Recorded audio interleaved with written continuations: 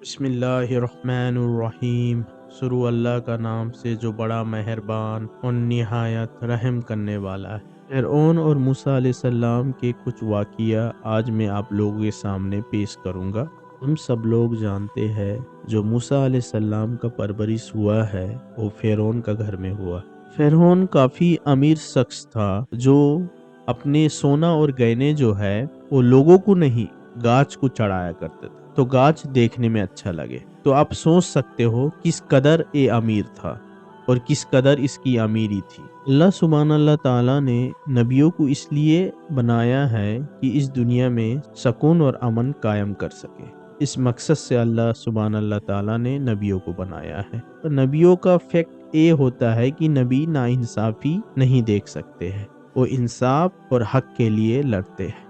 मूसा अलैहिस्सलाम का यही गलती था कि मूसा अलैहिस्सलाम के हाथों से फ़िरऔन का एक सिपाही का मौत हो जाता है।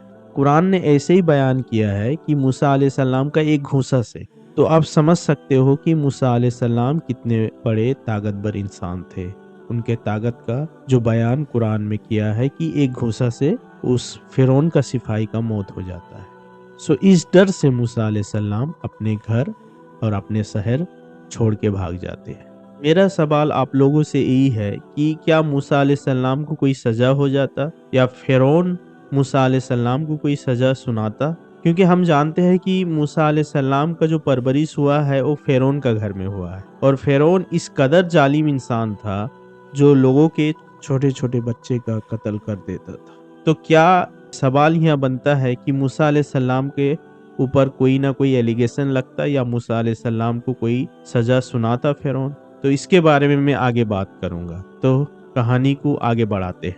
उसके बाद मूसा अलैहिस्सलाम अपने घर और अपने शहर छोड़ के चल जाते हैं और कुछ ऐसे जगह चल जाते हैं जहां उनको पहचानता कोई भी नहीं है, ना वो किसी को पहचानते हैं। उस जगह पर मूसा अलैहिस्सलाम जाने के बाद में बहुत ज़्यादा कसरत से अल्लाह ताला से दुआ मांगते हैं उनका सहारे के लिए और रहने के लिए। उस वक़्त दो लड़की आती है जो कुआं से पानी लेने के लिए आती है और कुआं के दरमियान में काफ़ी भीड़ होता है। वो वेट करती है कि भीड़ ख़त्म हो उसके बाद में वो पानी लेगी। उस दरमियान में मूसा अलैहिस्सलाम आके इन लोगों को पानी निकालने में मदद किया और पानी निकाल के दिया। वो दो लड़कियां घर जाने के बाद में अपने वालिद से अपने बाप से बोलती है कि कोई अनजान शख्स लगता है कि ये मुसाफिर है और हमें मदद किया इस कुआं से पानी निकालने के लिए। तो उनके वालिद फौरन उन दो बेटियों को बोलते हैं कि जाओ और उन्हें लेके आओ, हमारे सामने पेश करो। तो वो दो लड़कियां जाती है और मूसा अलैहिस्सलाम को अपने घर में लेके आती है। उन दो लड़कियों के चलने के ढंग से कुरान ने भी कहा है कि वो बहुत नेक लड़कियां हैं। उन दो लड़कियों के घर में जाने के बाद में मूसा अलैहिस्सलाम को उन दो लड़कियों के जो वालिद थे उन्होंने ऑफर किया कि इन दोनों लड़कियों में से एक लड़की को तुम निकाह कर सकते हो। उन लड़कियों के वालिद ने मूसा अलैहिस्सलाम के सामने में दो कॉन्ट्रैक्ट रखा है और वो कॉन्ट्रैक्ट ऐसा कुछ था कि 8 साल या 10 साल उनके घर में रहने के लिए। और एक क्यों उनके घर में रहने के लिए कॉन्ट्रैक्ट रखा गया और उन लोगों के घर में जो उनके वालिद थे उनका काफ़ी उम्र हो चुका था और उनको किसी का सहारा का ज़रूरत था, किसी आदमी का, किसी नौजवान का सहारा का ज़रूरत था जो घर का काम काज में हाथ बटा सके। तो मूसा अलैहिस्सलाम इनके लिए काफ़ी बेस्ट ऑप्शन थे ऐसा दामाद के तौर पर और घर के देखभाल करने का तौर पर। और इस तरीके से मूसा अलैहिस्सलाम को अल्लाह ताला ने मदद किया, खाने पीने के लिए और रहने के लिए सहारा दिया और निकाह भी कराया। इस तरीके से अल्लाह ताला ने मूसा अलैहिस्सलाम की माँ को, जब मूसा अलैहिस्सलाम हुए थे तो उनकी माँ को भी इस तरीके से अल्लाह ताला ने मदद किया और फ़िरऔन का हाथ से बचाया था मूसा अलैहिस्सलाम के निकाह होने के बाद में मूसा अलैहिस्सलाम उस घर में मेहनत मजदूरी किया और एक सिंपल एक नॉर्मल लाइफस्टाइल बिताए। मूसा अलैहिस्सलाम का जो परवरिश हुआ, मूसा अलैहिस्सलाम जहाँ से बड़े हुए हैं वो था फ़िरऔन का घर। फ़िरऔन का घर जो था वो सिर्फ घर नहीं था, वो एक महल था और फिरौन तो उस शहर पर राज करता था। तो आप सोच सकते हो इतना हाई क्लास हाई प्रोफाइल घर से आने के बाद में मूसा अलैहिस्सलाम ने एक ऑर्डिनरी लाइफ को चुना और एक सिंपल सा लाइफ और मेहनत मजदूरी की लाइफ में जिंदगी बिताने लगे। क्या मूसा अलैहिस्सलाम को इससे तकलीफ ना होता था, इससे परेशानी ना होते थे? मेरा ये मानना है एक नबी का जो फैक्ट होता है, एक नबी का जो लाइफस्टाइल होता है या नबी का जो चलने का तरीका होता है, नबी कभी भी अनएक्सेप्टेबल चीज को एक्सेप्ट नहीं कर सकते हैं। जैसे कि नाइंसाफी, हराम कमाना, लोगों पर जुल्म करना,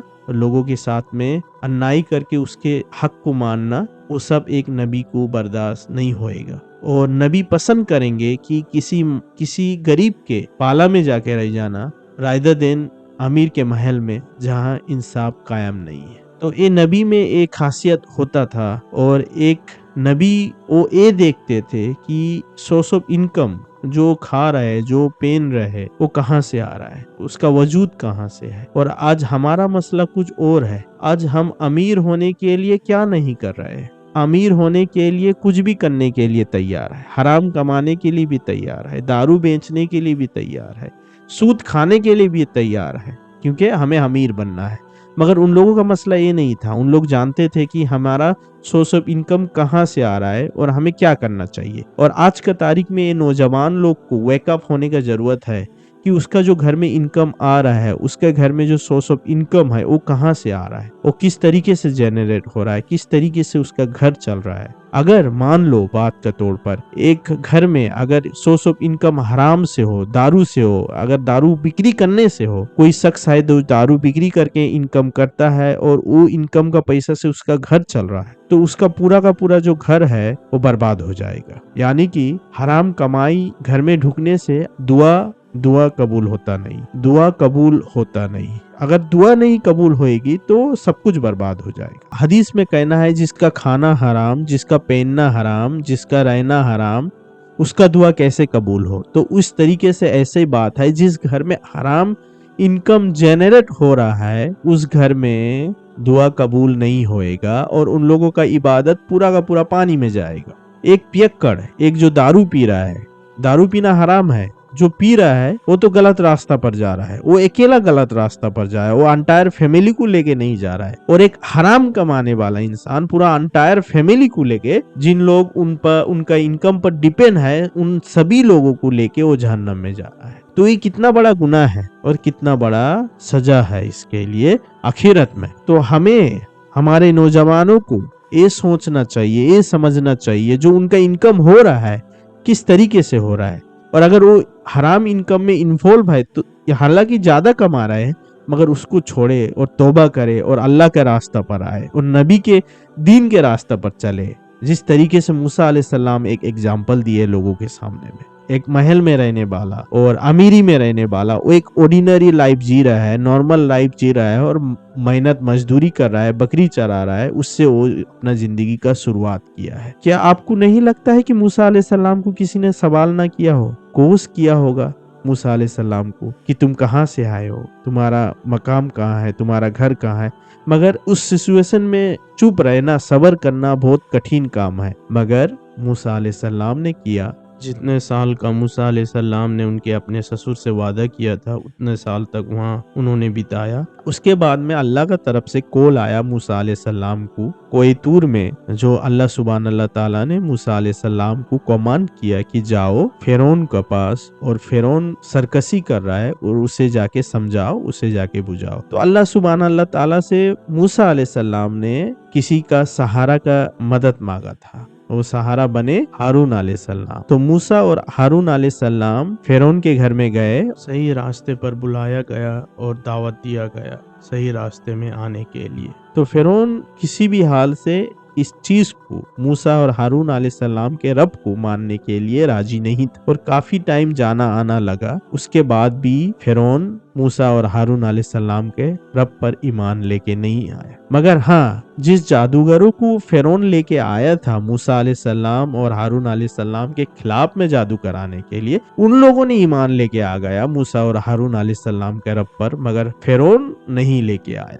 تو آپ کو کیا لگتا ہے جو فرعون اتنا ظالم انسان ہے، کتنے کا قتل کیا، کتنے معصوم بچے کا قتل کیا، وہ کیا موسیٰ اور ہارون علیہ السلام کے ساتھ میں ایسا کچھ نہیں کر سکتے تھے؟ کر سکتے تھے، مگر کیوں نہیں کر پائے؟ موسیٰ اور ہارون علیہ السلام فرعون کے گھر سے بڑے ہوئے ہیں، ان کے گھر کے بچے ہیں، تو اس لیے نہیں کر پائے۔ اور اللہ تعالیٰ کو دیکھو کہ اللہ تعالیٰ نے اسی کا گھر سے، اسی کا محل سے اس دو بچے کو فرعون کے خلاف کھڑا کیا، جو ہے موسیٰ اور ہارون علیہ السلام۔ تو یہ ہوتا ہے اللہ کا نظام۔ تو جو اللہ کا نظام پر یقین نہیں رکھتے ہیں، جو ظالمتی کرتے ہیں، اس دنیا پر قتل اور ظلم کرتے ہیں، یاد رکھو، اور یہ تاریخ یاد رکھو، جو تاریخ قرآن نے بیان کیا نبیوں کے کہانی سے، یہ سب یاد رکھو، اور ایک دن یہ پورا ہوئے گا جب اللہ بدلہ لے گا۔ تو اللہ سے بہترین بدلہ لینے والا کوئی نہیں ہوگا، کوئی شخص نہیں ہوگا جو اللہ سے بہترین بدلہ لے سکے۔ تو اللہ سے ڈرو اور اللہ پر ایمان لے کے آؤ۔ وآخری دعوانا الحمدللہ رب العالمین۔